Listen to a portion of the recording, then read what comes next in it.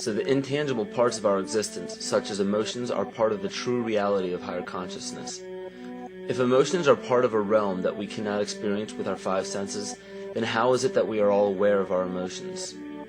What most people believe to be emotions are not truly the emotion itself. What we are experiencing is the physical manifestation of these emotions. Anger causes disturbance in the psyche, which manifests itself in the ego. These manifestations cause the heart rate to increase, body temperature to rise, and spawn many other physical traits that signify anger. Just as music from the radio is a physical manifestation of an intangible signal, our experience of emotion is the physical manifestation of an intangible signal as well. It has been shown that our emotions have a vibratory frequency to them. Furthermore, there are only two emotions that humankind experiences: fear and love. All other emotions branch either directly or indirectly from these two emotions.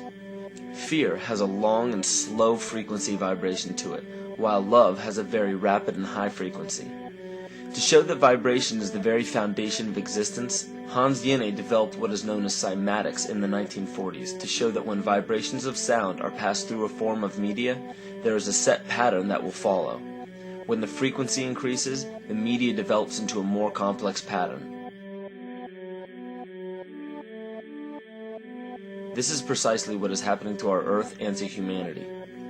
There are 64 possible codes of amino acids in our DNA structure made from 4 elements: carbon, oxygen, hydrogen, and nitrogen.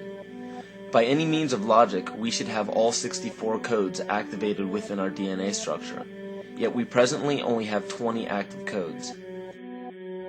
And of these 64 possibilities, it appears that only 20 of these codes are turned on right now for us, the 20 amino acids. There is a switch that turns off and turns on where those coding sites lie, and that the switch for that turning off and turning on is what we call emotion. And this is the first time that we've ever seen the patterns of emotion directly physically linked to human genetic material.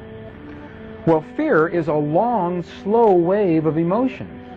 So this wave of fear is a long, slow wave and touches relatively few sites on this DNA. So an individual living in fear is limited to the number of antennae that they have available to them, whereas an individual living in the pattern of love, this is love in DNA, you can see it's a higher frequency, shorter wavelength. We have many more potential sites for coding along that genetic pattern. This information, this is amazing. This is the first time we've ever had a hard digital link between emotion and genetics. This is important to understand because another researcher named Vladimir Popanov measured tiny particles of light called photons inside a vacuum tube. The photons were scattered as expected. A sample of DNA was then entered into the vacuum tube and they measured the photons again. They found that the particles of light aligned themselves along the axis of the DNA. Then, as they removed the DNA sample, the photons remained aligned to the same form of the DNA even though no DNA was present. This is what is known as the phantom DNA experiment.